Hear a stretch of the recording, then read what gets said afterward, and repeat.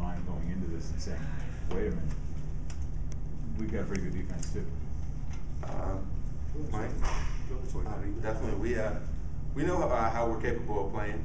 A little disappointing at the end again, giving up, letting off a little bit. But we're starting to see more and more spurts of how we want to play and how we want to really attack people throughout the course of the game. And now we just got to do it for 60 minutes. But I think we can be pretty good.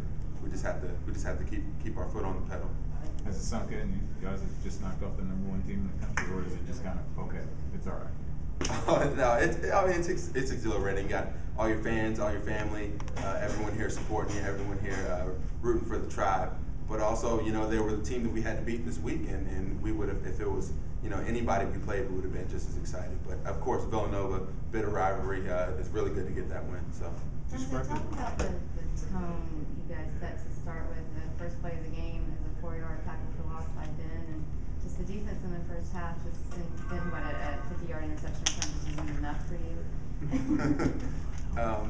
We wanted to set the tone early this week. Their team likes to get out and run from the front, and we knew that. And we've had a reputation as sort of being a second-half team, and sometimes a little bit stagnant, especially defensively. So we wanted to really come out and send a message early. We were ready. We were in for this game. So. Coach, Dante kind of alludes to they were the team you had to beat this week. I mean, in this league, first start, knock off the #1 team in the country. Your thoughts and your performance today? It's just what we wanted to do. It's what I wanted to do. I wanted to put together 4 quarters of play. I didn't do that, but we moved the ball enough on offense in the first half to get a lot of points out of it. We had a lot of drives that lasted 5-6 minutes, which was really good. In the second half, the offense, I won't say we stalled, but we weren't as dominant as I'd say we were in the first half. But I threw 2 picks, which aren't good, but I learned from them immediately. Those were just a throw. It wasn't anything too complex, or I got faked out. But I'm excited about it. I'm really happy to help us win this one because I know how much it means to everybody. Compliment on how your defense did.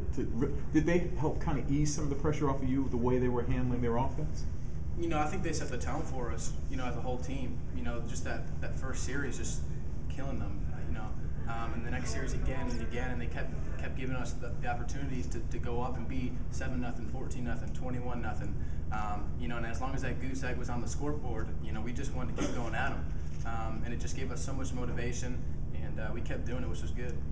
Michael, Dante said earlier this week that he could see parts at Maine when the game was slowing down for you. And there was one play at the third down, I think, and you were scrambling and you avoided the rush and you looked down to be sure you were still you hadn't crossed the line of scrimmage and you threw just on target bullet. Do you, for plays like that, when you make those, do you think, oh, okay, this might turn out all right, stay, and do they show what you can do? Yeah, they do, and it's kind of been my rap since I've been in high school, been in college. That I show so many flashes, and then I'll do something boneheaded, and it's something I'm working on. Aside from those 2 picks today, I think I threw some good balls. We moved the chains. There wasn't 5 touchdown passes or anything like that, but I was glad at how I went through my reads and everything like that. And there wasn't. I don't think we had to let up a sack. And there's no fumbles or anything like that. Just the 2 picks, but I mean. It doesn't feel like I threw 2 picks. We moved the ball well in the first half, especially.